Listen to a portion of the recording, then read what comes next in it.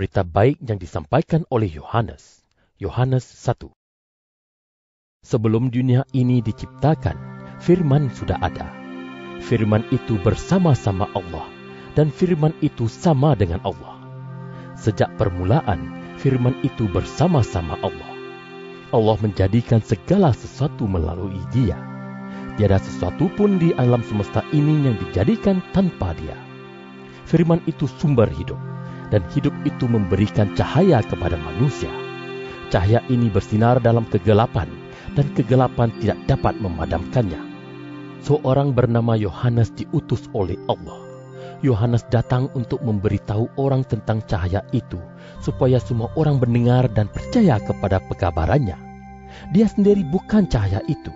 Dia datang untuk mengabarkan cahaya itu. Inilah cahaya sejati yang datang ke dunia untuk menerangi umat manusia. Firman itu ada di dunia. Walaupun Allah menjadikan dunia ini melalui Dia, orang di dunia ini tidak mengenal Dia. Dia datang ke negerinya sendiri, tetapi bangsanya tidak menyambut Dia. Tetapi kepada mereka yang menyambut Dia dan percaya kepadanya, mereka diberikannya hak menjadi anak Allah. Mereka menjadi anak Allah bukan dengan jalan dilahirkan oleh manusia, tetapi Allah sendiri menjadikan mereka anak-anaknya. Firman itu sudah menjadi manusia dan tinggal antara kita. Kita nampak kemuliaannya, kemuliaan yang diterimanya sebagai anak tunggal Bapa. Melalui Dia, kasih Allah dan Allah sendiri ditunjukkan kepada kita. Yohanes memberikan kesaksian tentang Dia. Yohanes berseru, "Inilah Dia yang aku katakan akan datang kemudian daripadaku, tetapi Dia lebih besar daripadaku, kerana Dia sudah ada sebelum aku dilahirkan."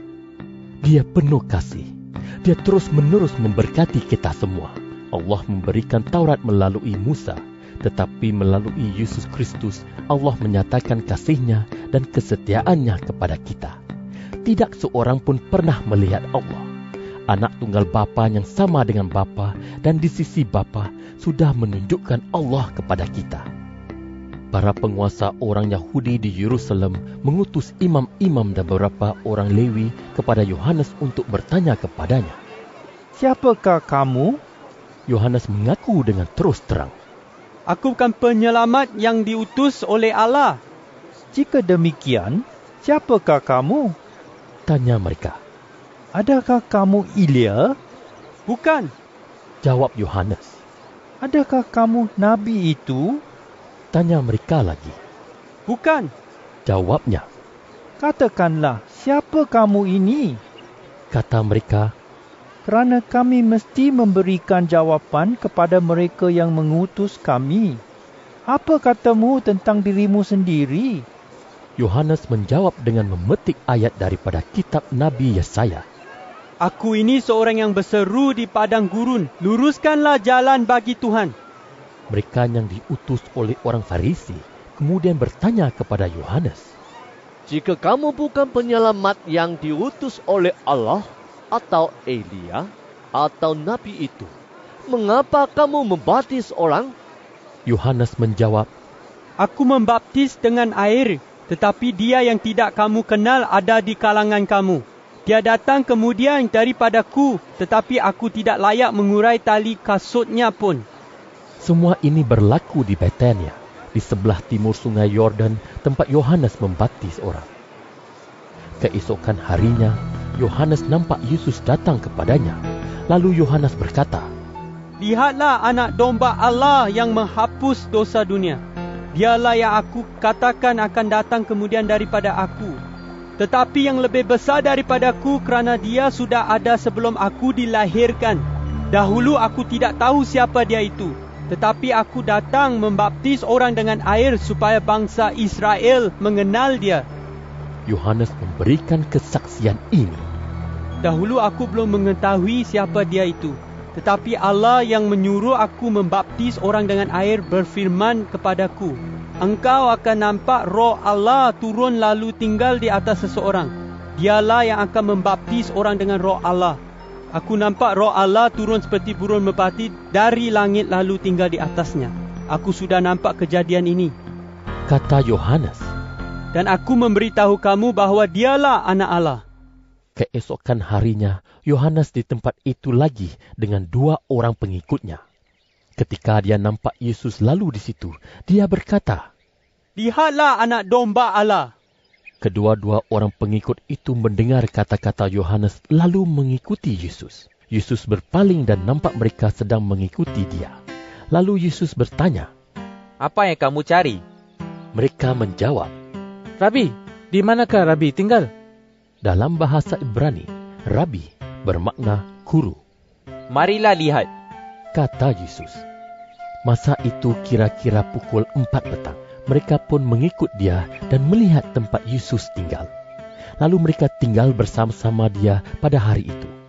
Seorang daripada 2 orang yang mendengar kata-kata Yohanes lalu pergi mengikut Yesus, ialah Andreas, saudara Simon Petrus.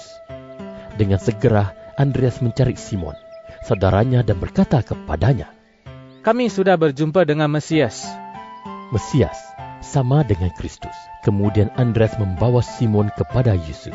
Yesus memandang dia lalu berkata, Kamu Simon, anak Yohanes, tetapi kamu akan disebut Kefas. Kefas sama dengan Petrus dan bermakna bukit batu.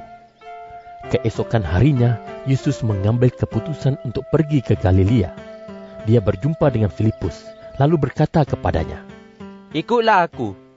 Filipus berasal dari Betsaida, kota tempat Andreas dan Petrus tinggal.